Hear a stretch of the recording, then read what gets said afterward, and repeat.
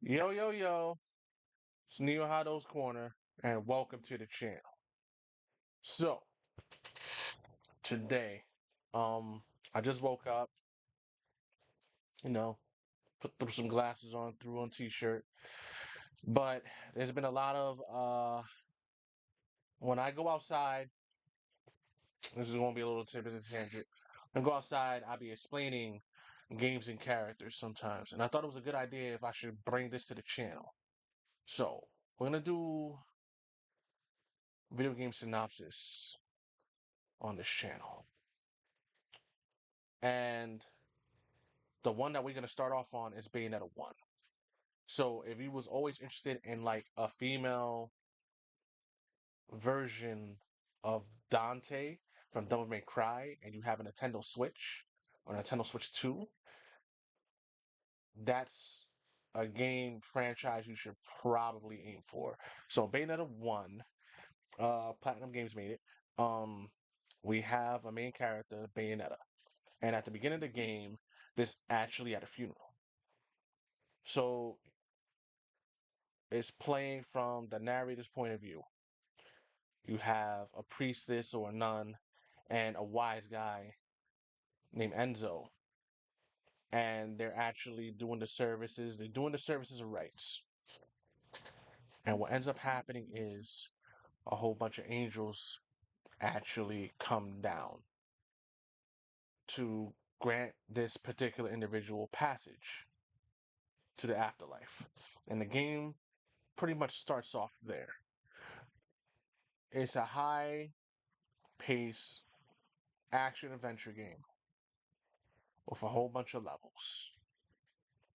Uh, the story is that the nun is actually named Bayonetta, and she is a witch, and they possess the left eye of the world.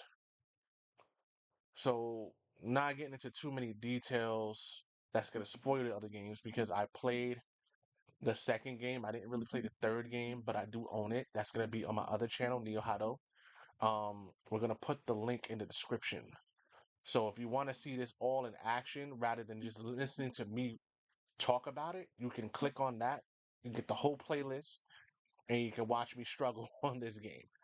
But I digress. What ends up happening is you get a little bit of backstory. Get that the Umbra witches possess the left eye of the world. And that a certain individual broke the covenant of the Umbra witches. They don't really identify who this person is. Though you do go through a whole bunch of flashbacks, and those flashbacks do end and they give you more context. So some of the enemies that you do fight in the present day, you fight back in the past. So on and so forth. What ends up happening is you bump into another character. His name is Luca. And he is, for all intents and purposes, chasing after Bayonetta to make her pay for what she has done. You find out that Bayonetta was found in a lake, sealed by Luca's father. And then was shown how he fits in the bigger picture of the world, which is not pretty. Luca blames her for that. So he spent literally his whole life trying to track Bayonetta down as a revenge to make her pay for what she has done. On the flip side, you actually bump into another character whose name is Rodon, who owns a bar, but it's like a speakeasy to get weapons for Bayonetta. He actually hands Bayonetta her first four weapons, but technically they count as two weapons. It's two handguns that she holds, and then two handguns that goes on her feet. Yeah, you would have to see it in action to believe it, but I digress. you find out that the Umber Witches are completely human and they made a covenant to the people below. And they have the left eye of the world. You also find out that their complete opposite has the right eye of the world. However, they pretty much wiped each other out. Hmm, don't know how I feel about that. But what ends up happening is you go through the courses of playing your tribute as Bayonetta to the people down below by getting these angels and trading their halos and stuff, which is the currency they drop in the game. You run into another person with similar abilities who is, at this point in me telling the story, is completely unknown. So you don't know who this person is. Bayonetta then tries to explain to Luca, who's a non magical being, because non magical beings have trouble interacting with regular magical beings. There's actually like planes of existence that separate the two. Bayonetta can freely interact with both, so can the angels, so can the mysterious person that has come to challenge Bayonetta. And so Bayonetta, being the person that she is constantly trying to protect Luca. And Luca is constantly trying to chase after Bayonetta. So no, I'm not gonna say every time, but a lot of times she will go into a different plane of existence where she can still see him, but there's no physical interaction. But according to Luca, he can smell the rosemary perfume that she's wearing. So that's what's like a dead giveaway. Like certain things you can't interact with, but other things you can interact with. Apparently, he can pick up the scent. Um, Later on in the game, after a while, after trying to go and reclaim her identity, figure out who she is, because she has mysterious voices talking to her, whatnot. Um, she ends up on an island. She ends up on a couple of islands, pretty much. And this is all intents purposes of her trying to find out who and what she is, truly. She then bumps into a little girl that's lost, whose all intent and purpose is to find her father and her mother. But she calls Bayonetta Mummy, and her name is Cereza. Cereza can somehow see Bayonetta when she changes planes of existence.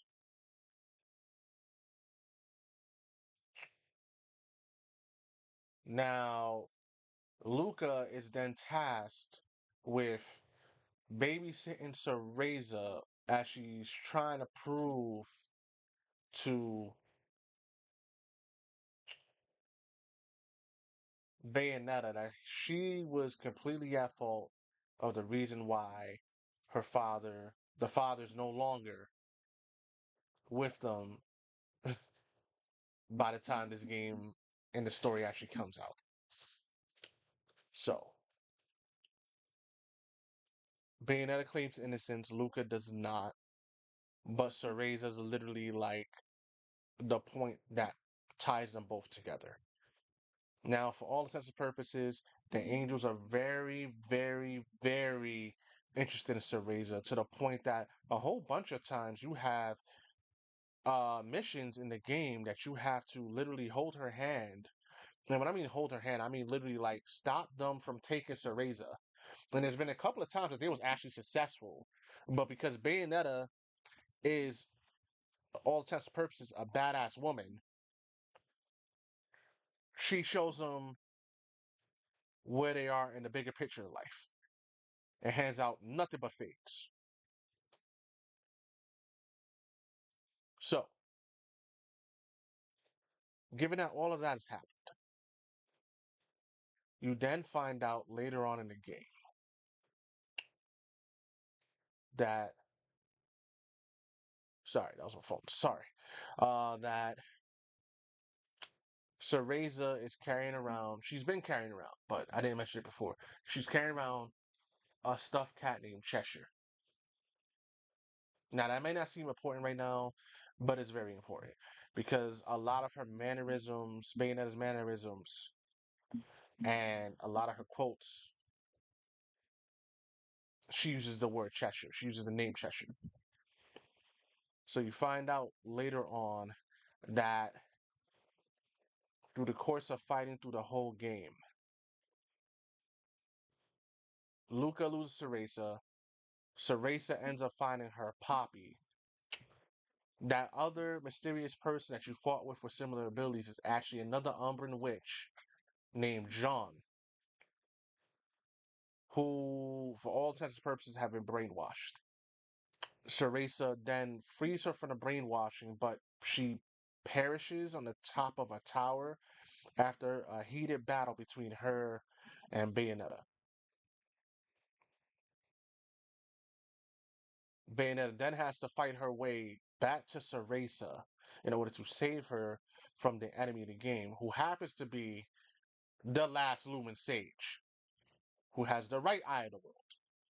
This Lumen Sage then lets you know about the full backstory of Bayonetta, which includes some of the backstory from Mother and who he actually is.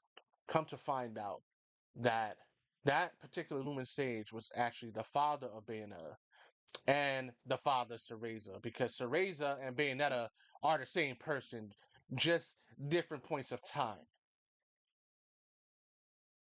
She's like, Cereza's literally like, if I had to use my head canon, the innocence, the pureness, and the rest of the memories that she was missing, and the particular sage fused them back together in order to then defeat her in battle and then take the left eye of the world. So with the left and the right eye, they're trying to bring back Jubileus, which is like the creator of the world in this universe. And the sage is actually successful at it. What the sage didn't realize was because he took over John, and at the last second, John broke from whatever control he had over her, she survived that battle. So then you play as John to then go and free Cereza, who is Bayonetta, from Jubileus. And then you have a boss battle again against the Luma Sage, and then against Jubileus himself or itself in space. I'll repeat that one more time. You have a fight between Jubileus and Bayonetta in space. The thing is, Bayonetta's completely human, so she's just a magically powered human being. And a perfectly badass one at that. So you have a slobberknocker. You're over here jumping off the top ropes. You're over here boots to booty, handing out fades, giving up shape ups, and you and John actually defeat Jubileus and reclaim the left eye of the world. And the whole world is saved. That's it. Luca, Enzo, Rodon, who's the owner of the Speakeasy, they all part ways. And it leads into the events of the second game. Now, this is what we're going to start doing on this channel. is doing video game synopsises of single player games along with the reviews and the reactions also, and also the figures. So I try to keep this underneath 20 minutes. Looks like I did it because according to my counter right now, it's 15:17. If you like this little synopsis, if you didn't know nothing about Bayonetta and this helped out, like, share, subscribe. If you want to see all of this take place and all of this in action, we will actually take the URL for the whole playlist from my other channel and put it in the description so you can watch me play this game. Otherwise than that, this is Neohadou's Corner.